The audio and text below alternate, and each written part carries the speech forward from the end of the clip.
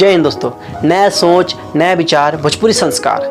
जैसे रो लोग मांग मामा नाम राजा ए बेरा भी ना जगल तो बहुत देर हो जाई। ए बेरा भी ना जगल तो बहुत देर हो जाई और तोहर जिंदगी गुमनामी में यही तरह खो जाई। तो आज की वीडियो बहुत ही खास बा, काहे कि आज का टॉपिक बाप मातारी के इकलौता बेटा पर बा। ऊ बेटा जो ना अपना बाप मातारी के अलग कर देला, वो बाप मातारी के बड़ा दुख होला। वो बाप मातारी ना तो मर पावला ना जी पावला। हाँ, ये तो समझ आवता कि 3 गो 4 गो भाई होकर सन तो अपने में दाजा दूजी कह अपना बाप मातारी के अलग कर दसन, लेकिन एजन ऐसा कोनो बात नहीं खे। एजन सिर्फ और सिर्फ इकलौता बेटा बा, वो बेटा अपना बाप मातारी के अलग कर दिलस। वो बाप मातारी जन बचपन से लेकर अभी तक परवरिश में कोनो कमी ना छोड़लस। काहे ऐसा काहे होला?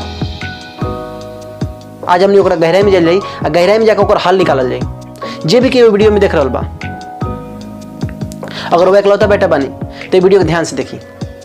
आज के बाद वो अपना बाप मातारी का अपना से अलग ना होके दे। देखी, सबसे पहला नंबर जो हमनी के बाप मातारी बाड़ लो वो पहले के जमाना का बोलो। अब पहले के जमाना में ऐसा कोनो सुविधा ना रहा जैसे कोनो भी नॉलेज, कोनो भी चीज़ सीखल जाओ जैसे आजकल बा। आजकल मोबाइल से, यूट्यूब से, फेसबुक से लोग कुछ भी सीख लेता। पहले ऐसा कोनो सुविधा ना रहा। देखी, ध्यान से समझे।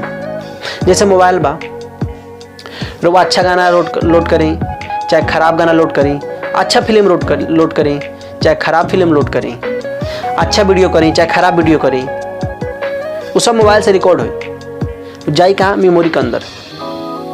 ये बताई रउआ भोजपुरी गाना रिकॉर्ड करें तो भोजपुरी न बाजी आके हिंदी बाजी, जाहिर सी बात, बाकी भोजपुरी बाजी। सेम वही तरह हमारा अंदर भी मेमोरी बा, रउआ के अंदर भी मेमोरी बा, राउर बाप मातारी के अंदर भी मेमोरी बा। बचपन से लेके अभी तक वो जौन भी देखले बाड़ लो, जौन सुनले बाड़ लो, जौन बोलले बाड़ लो, जौना माहौल में रहल बाड़ लो, वो सब रिकॉर्ड बा और ओकरे हिसाब से चली लो। तनका सा भी फर्क ना। अगर रउआ ओ लोग के जगह पर रहती तो रउआ भी सेम वही तरह चलती जैसे कि वो एबारा चलता लो। अगर ये बात करो वह गहराई से समझ पाई तो आज के बाद राउर बाप मातारी कुछ भी करी तो रउआ गुस्सा ना आई बल्कि हंसी आई। तो बस आज खातिर इतना ही। नेक्स्ट वीडियो में मिल जाई। जय हिंद दोस्तों।